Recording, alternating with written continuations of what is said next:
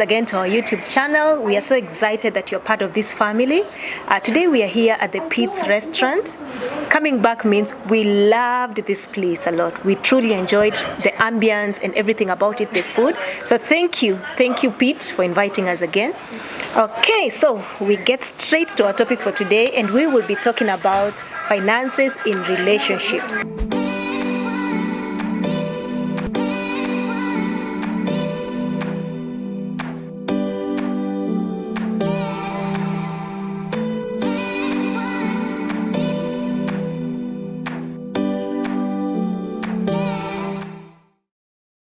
Before we get into today's interesting discussion about finances, don't forget to subscribe, like, and share. And if you haven't watched our previous video, please go back and watch it.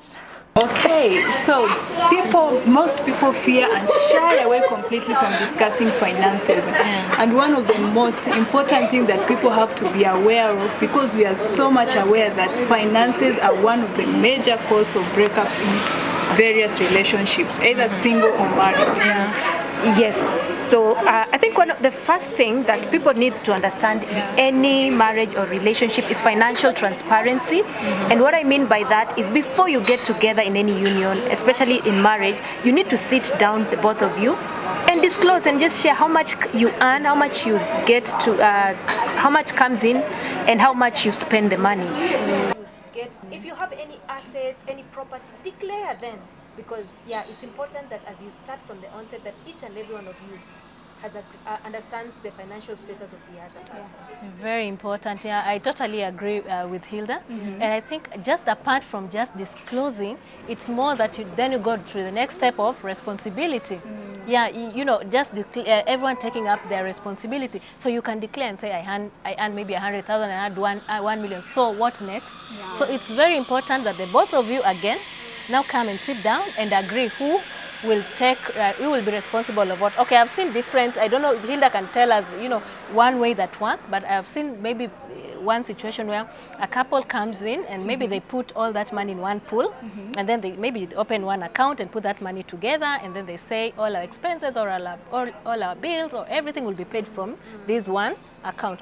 Or a couple can come up and agree to take different responsibility. One can say, I will pay rent, I will pay school fees, I will pay this. And the other person will say, I'll pay the nanny, I will do this. As long as it is shared responsibility, so that it's not just one person doing this. I know most of us, especially ladies, we say, my money is mine, but yours is ours. So that should not be. I don't think that's right. So Vivian, what happens when unexpected happens? For instance, like one partner happened to lose the source of income, or maybe the business goes down, for instance, with the current situation with this pandemic. So what happened? Because as you've said, if initially you had not agreed on this, and these are something that they are ongoing but unexpected, you never foresee. Yeah, so I think that's where you have to go back to the drawing board. Yeah, yes, you had agreed maybe I will be paying, this person will be paying rent, or maybe even both of you as a couple had moved into a house, maybe it was way much more expensive. That's why you have to go to the drawing board and then reevaluate the situation. Do you need to downgrade? Do you just assess the situation, then see now what is the most important thing to be done at that point. Yeah. Again, that's what takes us back to the initial conversation that I said. You need to be, someone is, like your friend, like I said, they'll feel free to come to you and disclose what the situation is. Then now that's the point where you need to now reevaluate and see what needs to be done in that case. Talking about downgrading, I know that those couples will be like, hey, no, me and Ushago, what? I know it's always a problem when it comes to that, but that is a problem. Yeah, I'm sure even before you start that conversation, they're like, what do you mean? You want me to move up country? You want me to go back to Shags? No, but I think when the unexpected happens, what you need to do, the both of you, is sit down, look at your circumstance, be flexible enough, share and see ways that you can build each other and ensure that you have an income coming through. And in this, so many families can relate with this during this COVID-19 period, where so many have lost jobs, others have pay cuts, the businesses have gone down. Your life can't be the same. You can't continue living in that same rented house that was way too expensive. At that time you could afford. What it means, you might need to downgrade. If your children were in an expensive school, talk to the children to go to a slightly cheaper school. And as a couple, support each other, encourage each other, and remember that it's a season, it will come to pass, but look for alternative ways of bringing in an income that will be able to sustain you during that I time. agree on that, and it is very important to. So as couples, it's very important to go back to the drawing board and come up with very realistic targets. Yeah, I really agree on that. You say like people should be financially transparent. There are so many cases that someone knows this is the much I earn, but I'm not going to do anything. I'll just spend my own money. Like someone is not taking any responsibility. They have been transparent, You even know how much they earn, Yes. but they're not going to do anything about contributing in terms of responsibility. How do you go about that? I think that's a very bad place for any couple to be in. Someone earns this much and then they are not ready or willing to contribute in any way. I think right there's a problem. There is a very big problem. So you might also want to deal with the underlying issue before even coming to those finances. And second, whatever you do to someone else, it might come back to you. Might have that big salary today and you don't want to spend anything. God forbid tomorrow you lose that job. This person will turn, and that's why you hear most couples saying, oh, now since I lost my job, she's not very supportive, he's not very supportive. When you had that job, you were not supportive. And Okay, that's, let me just add something, that this is Africa. We know how things happen in Africa. Africa women, they believe that, oh, a man should take care of me. In such situation that a man feels like, is there a need for people to sit down and discuss? Because in most African relationships, it's just assumed that once I get married, this man is going to be my second god. He will pay everything. What I think people need also to discuss their financial expectations. and I think that is what we handle on the other topic, the other video. But again, talking about that being in Africa, it's also good to be flexible at times, because situations do happen, and you have to be as flexible as enough to adapt to the current situation. Because yes, this is the man. We are in Africa. Maybe according to this couple, it is the responsibility of a man to take care of the family. But as you can see, it's clearly enough that he is not in that position, and you can't force situation. And that is why it draws back to Hilda, to realistic expectations. Financial expectations. Most African men. We've not answered Sly's question. If you ask most African men, truly, this is one of the biggest concerns. They are like, since I got married, my in-laws expect me to do this, my wife expects me to do this, I'm supposed to do this for me. Most of African men are really overloaded with a lot of family responsibilities.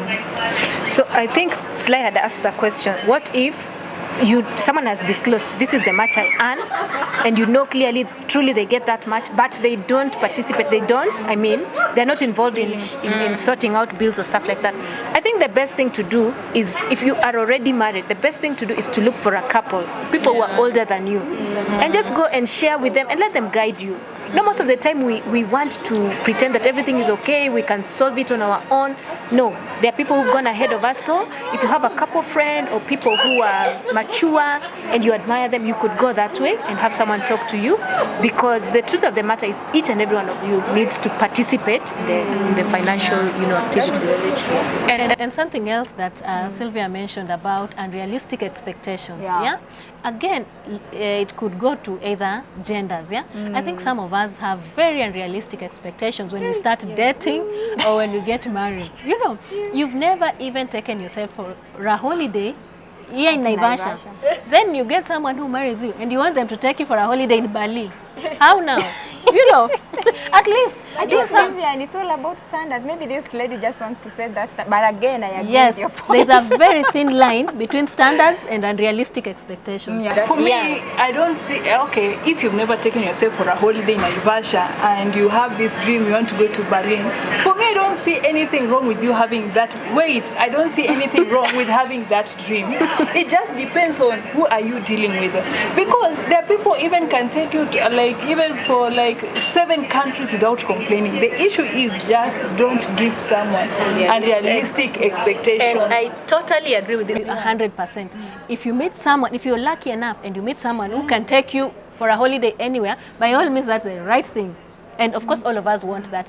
But if someone is not able to, you're pushing them to go take loans, to go borrow, so that they can take you for a holiday. That's not right. Yeah, that's abuse. yeah, that's even yeah. So that's where you have to be very realistic and very practical. So what is the thin line between just having normal standards and just being unrealistic? Because everyone has their own standard. Like, you're not being fake or just being out of this world.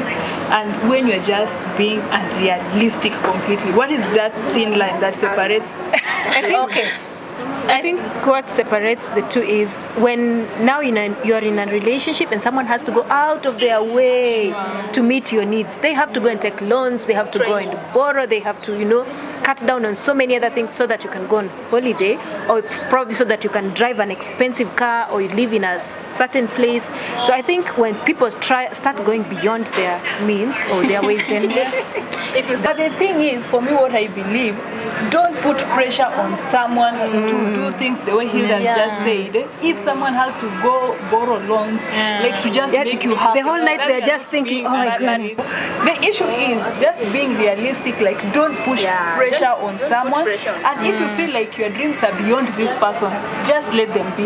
Don't go and settle with someone that you're there and you're always pressuring them for financial needs that even you, I understand you, don't put pressure on someone to give you what you cannot give yourself. But that doesn't limit you not to want more in life. Of course, I agree with you. And one danger of people who are practical like Vivian, the way she's saying, now, for example, if I've been able to take myself to Bangkok and I get this man who is just willing to take me to Malindi or Mombasa, should I start feeling that they are very downgrading? flexible. We're also very flexible. We just go Let to me hope Malindi. so. Let me hope so, because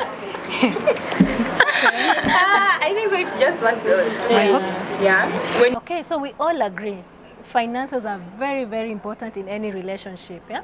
And what we are saying is please be transparent and don't shy away from talking about finances. But again, we agree this is a very, very important topic. So what we are going to do is we will invite a financial expert to help us, just get to understand this topic more on finances. Yeah? And we also want to hear your views. Please, those who are watching this, please just tell us what is your view on financial management in a relationship. Okay, we'll be glad to also get your views. That's true, yeah. So guys, if you haven't subscribed, please do. Don't forget to like, share, and also comment. Let us know what you think about this topic of finances. It's too long. You can never agree, but at least you can have one common ground. Sure. So see you on the next video. Okay. Bye.